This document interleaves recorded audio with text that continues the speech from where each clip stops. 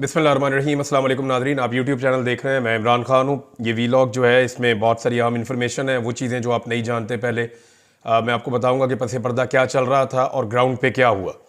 एक तो पाकिस्तान तहरीक इंसाफ का जो धरना जो उन्होंने जाके डी चौक के ऊपर कंट्रोल किया था वो ख़त्म हो गया। रात गए वो हुआ जिसकी कोई तवक्को नहीं कर रहा था। यानी ये किसी के दिमाग में नहीं था कि सीधी गोलियाँ निहत्ते शहरियों के ऊपर चलाई जा सकती हैं। इसके बारे में सबको यकीन था कि ऐसा नहीं होगा।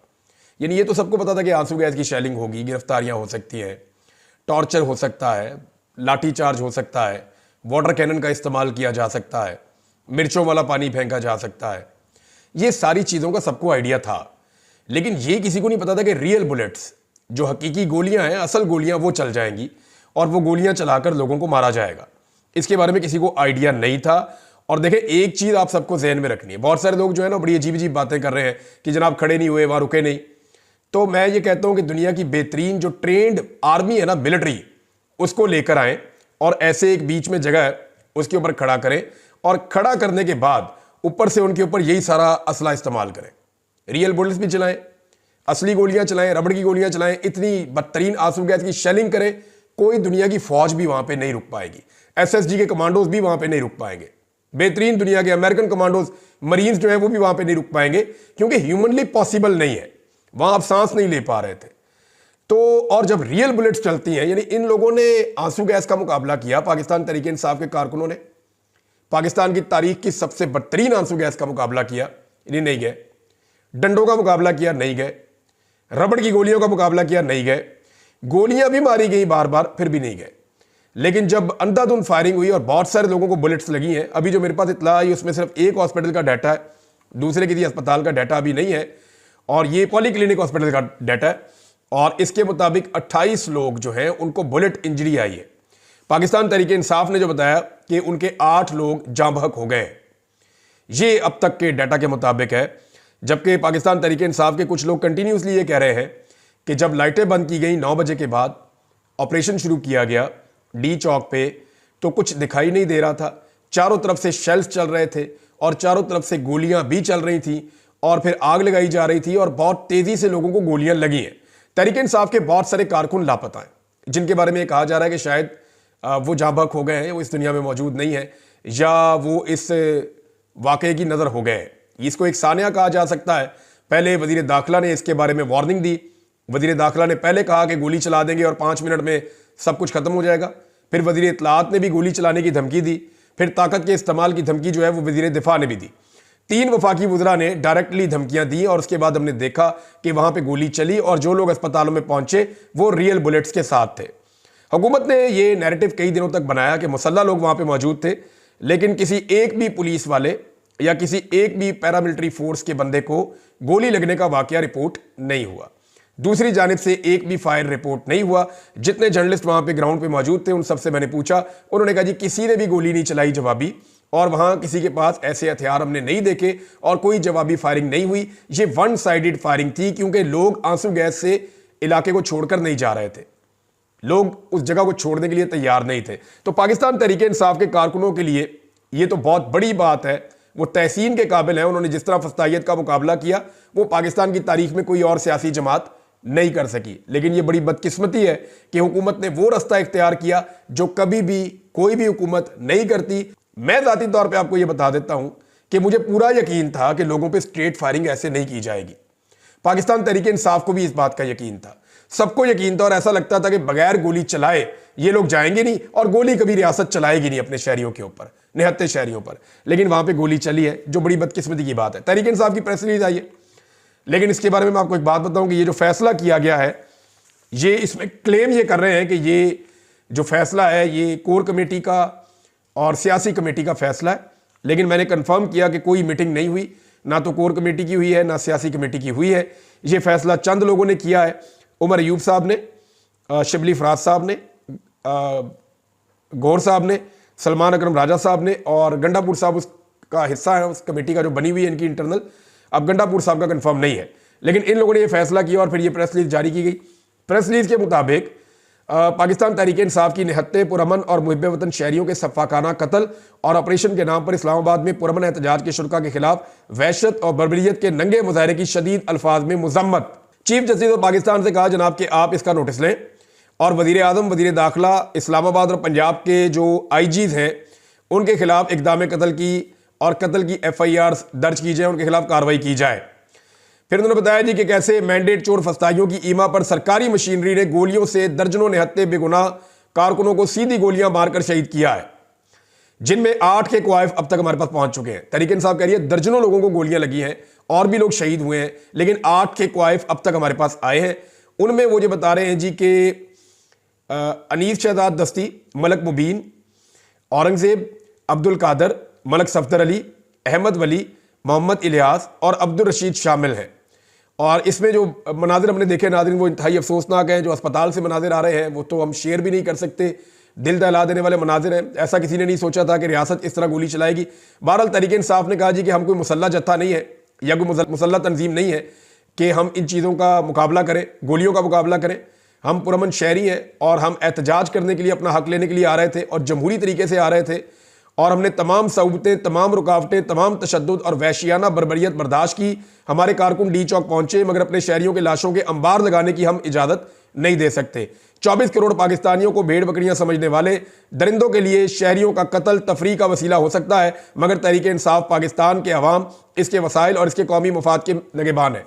अब वज़ीर इत्तलात को मैं सुन रहा था, वो मजाक उड़ा रहे थे लोगों का, यानी वो वहाँ पर लाशें पड़ी हुई है, अस्पतालों में लाशें पड़ी हुई है। तहरीक इंसाफ के लोग कह रहे हैं हमारी लाशें गायब की जा रही हैं और बाद में ये कहा जाएगा जनाब हमें पता ही नहीं है वो बंदा कहाँ गया। तो हमारी लाशें इसलिए गायब की जा रही हैं ताकि जो जांबहक होने वाले लोग हैं उनकी तादाद को छुपाया जा सके, ये तहरीक इंसाफ के लोगों ने क्लेम किया।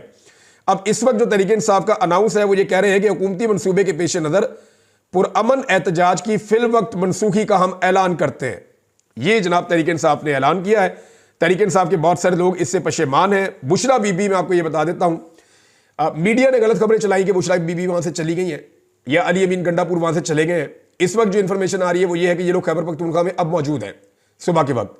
लेकिन रात को 12:30 बजे जो जर्नलिस्ट वहां पे मौजूद थे उनसे मैंने कंफर्म किया, उन्होंने कहा जी 12:30 बजे तक जब सारा मीडिया चला रहा था, कभी कहते थे ये गिरफ्तार हो गई है, कभी कहते थे ये लोग भाग गए, कभी कहते थे ये लोग दामनेको की तरफ चले गए, ऊपर मुनाल की तरफ चले गए, कभी कहते थे ये इस तरफ को निकल गए।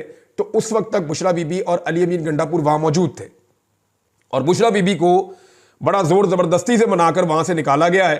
जब हालात बहुत ज्यादा खराब हो गए, बिल्कुल अंधेरा हो गया, हर तरफ से गोलियां चल रही थी, लोगों की लाशें गिर रही थी, लोग जो हैं वो जख्मी हो रहे थे, उनको अस्पताल पहुंचाया जा रहा था, बड़े पैमाने पर एम्बुलेंसें वहां पे जो है वो रवाना की गई, वो भी सारे मनाजिर लोगों ने देखे। तो ये एक बड़ा ब्रूटल ऑपरेशन था। लेकिन उसके बाद जिस तरह का रवैया रियासत का था वो मजाक उड़ा रही थी। उसके बाद भी वो ठट्टे उड़ा रहे थे, लाशों के ऊपर हंसने वाले लोग बेहिस मैंने इससे पहले नहीं देखे। सानिया मॉडल टाउन भी इन्होंने किया था और अब ये उससे बड़ा सानिया इन्होंने इस्लामाबाद डी चौक में कर दिया है। ये तहरीक इंसाफ की प्रेस रिलीज है। तहरीक इंसाफ के अंदर इस पर इख्तलाफ पाया जाता है कि ये एहतजाज कॉल ऑफ करना चाहिए था या नहीं करना चाहिए था। हुकूमत ने इतने बंदे मार दिए तो एहतजाज कॉल ऑफ नहीं करना चाहिए था। दूसरी तरफ के लोगों का कहना है कि हुकूमत पागल हो चुकी है, लिहाजा हम दोबारा एहतजाज करेंगे, अभी हम इसको रोक रहे हैं। अब इससे होगा क्या, मैं आपको थोड़ा सा बैकग्राउंड में लेकर जाता हूं। मुझे कुछ लोगों ने इंफॉर्मेशन ये देना शुरू कर दी थी और अब मैं वो चीज़ें आपके सामने रख देता हूं और मैंने इन सारी चीज़ों को कंफर्म किया है, मैं इनके ऊपर पहरा दूंगा। जब 24 तारीख को ये काफिला निकला खैबर पख्तूनख्वा से, तो ये सारा दिन ट्रैवल करता हुआ शाम को ये पहुंचा और उस वक्त इन्होंने क्लियर किया पहली सारी रात लगा के कटी पहाड़ी के इलाके को, और डीआई खान और बलूचिस्तान से आने वाले काफिले आगे पहुंच चुके थे। उसके बाद ये काफिले आपस में मिलते हैं अगले दिन और अगले दिन फिर ये आगे बढ़ते हैं और इस्लामाबाद के अंदर जब दाखिल होते हैं तो वहां पे अली अमीन गंडापुर साहब की गाड़ियां और उनके साथ जो स्क्वाड है वो वहां पे रुक जाता है। और उनसे जब भी कोई जाके कारकुन पूछता है, कोई बात करता है, तो वो ये कहते हैं जी अभी कर रहे हैं, एक मीटिंग चल रही है, बात चल रही है सीएम साहब की, सीएम साहब कोशिश कर रहे हैं, तो एंगेजमेंट चल रही है, तो वहां मुज़ाकरात हो रहे हैं। तो इस किस्म की बातें वहां पे सबको बताई जाती हैं। वहां पे कारकुनों ने शोर मचाना शुरू किया कि हमें आगे जाना चाहिए, आगे बढ़ना चाहिए, रावलपिंडी और इस्लामाबाद हमारा इंतजार कर रहा है। तो बुशरा बीबी ने आगे जाने का फैसला किया।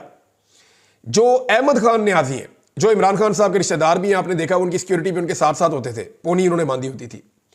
अहमद खान न्याजी जो है वो अली अमीन गंडापुर साहब के पास जाते हैं और उन्हें कहते हैं कि हमें आगे बढ़ना चाहिए, फौरन आगे जाना चाहिए, बुशरा बीबी को लेकर हमें आगे जाना है। तो उस पर अली अमीन गंडापुर और अहमद खान न्याजी साहब जो है वो मुत्तफिक नहीं हो पाते। तो अहमद न्याजी जो है वो आगे बढ़ते हैं और बुशरा बीबी कंटेनर के अंदर सवार थी, तो उन्होंने कहा कंटेनर लेके आगे निकलो।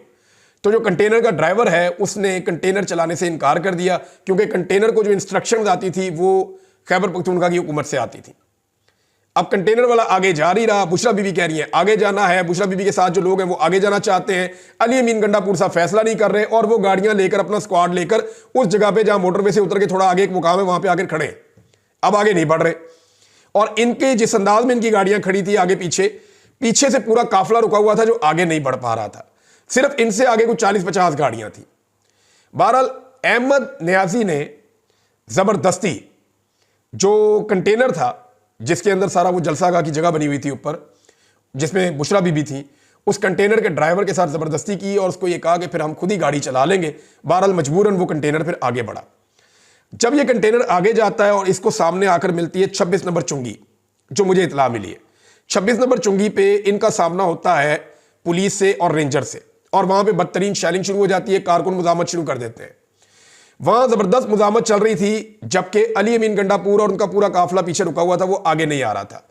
अब इन दोनों काफिलों के बीच में मुझे कुछ लोगों ने कंफर्म किया, और मैं उनके नाम भी बता सकता हूं। उन्होंने कहा जी कि बीच में कुछ जगह खाली भी थी, वहां कारकुनों ने शोर मचाना शुरू कर दिया। आपने कुछ विजुअल्स देखे होंगे, जिसमें आपने महर शराफत के विजुअल देखे होंगे, कुछ कारकुनों के विजुअल देखे होंगे, एक दो और लीडर हैं उनके आपने विजुअल देखे होंगे कि वो कोशिश कर रहे हैं कि आगे निकलो, हमें आगे जाने दो।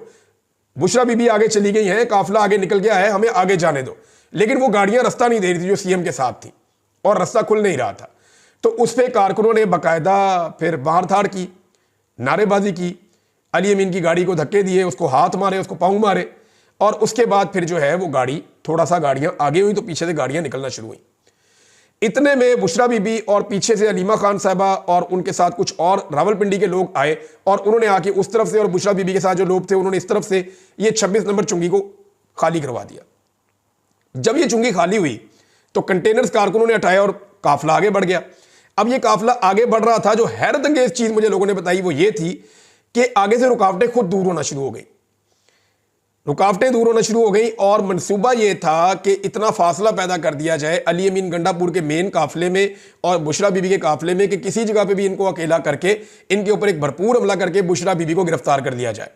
क्योंकि सब ये समझ रहे थे कि बुशरा बीबी एक ऐसी शख्सियत है जो इसको लीड कर रही है, और उनकी वजह से कोई वापस नहीं जा पा रहा और कोई कंप्रोमाइज नहीं हो पा रहा, या मामला की रफा दफा नहीं हो रहा। इसका कोई और हल भी निकालना चाह रहे थे। बैरिस्टर साहब ने तो टीवी पे कहा कि जनाब हम तो संजानी में या कहीं और बैठना चाहते थे, और इसके ऊपर फैसला हो गया था, लेकिन बुशरा बीबी नहीं मानी। वो कह रही थी मैंने जाना डी चौक में, मुझे इमरान खान ने कहा हुआ है। तो जब ये आगे बढ़े तो उनको मौका इसलिए गिरफ्तार करने का नहीं मिला कि रावलपिंडी और इस्लामाबाद के शहरी निकल आए, यानी आमिर मुगल वगैरह निकल आए, वो आमिर रियाज वगैरह, शहरयार रियाज वगैरह, और बाकी लोग हैं।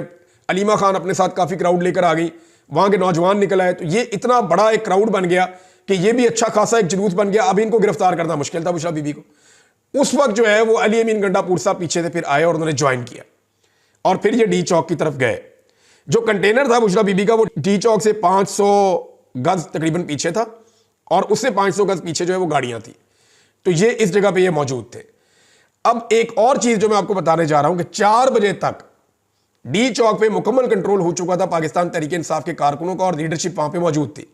कुछ लोग ऐसे हैं जो इस्लामाबाद जाने के बाद नजर ही नहीं आए, जैसा कि शहरयार अफरीदी।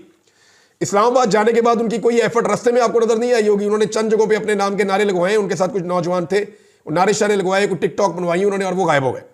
कुछ और लोग हैं, मैं सबके नाम क्या लूं, लेकिन बेशुमार लोग ऐसे हैं जो आए ही नहीं, इस एहतजाज का हिस्सा ही नहीं बने। हालांकि उनका ताल्लुक खैबर पख्तूनख्वा से है, वो वहां से अरकान असेंबली है, लेकिन वो नहीं आए, उन्होंने इसके अंदर शमूलियत नहीं की। पंजाब वाले भी नहीं आए, आपके सामने ही है। अब हुआ ये कि ये जो लोग पहुंचे डी चौक और उसकी सराउंडिंग में, इनको वहां पे जाके, मैंने पिछले वीलॉग में आपको कहा था कि कुछ चीजें पाकिस्तान तहरीक इंसाफ को करनी पड़ेंगी।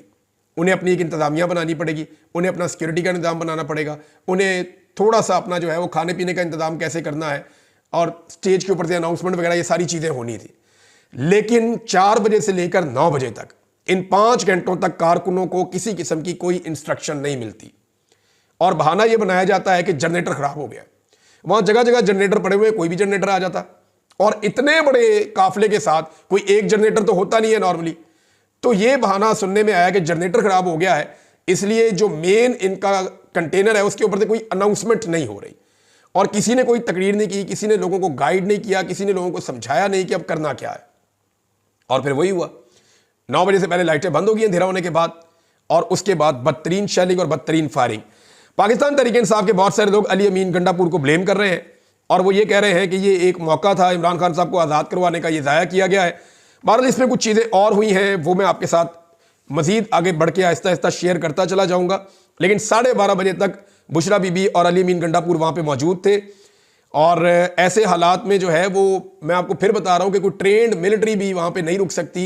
जिस तरह के हालात लोगों के लिए पैदा कर दिए गए थे, बहुत सारे लोगों को गिरफ्तार कर दिया गया, बहुत सारे लोगों को गोलियां लगी हैं, और बाकी लोग जो हैं, क्योंकि लीडरशिप जब वहां से चली गई तो बाकी लोग भी फिर खैबर पख्तूनख्वा के लिए निकल गए।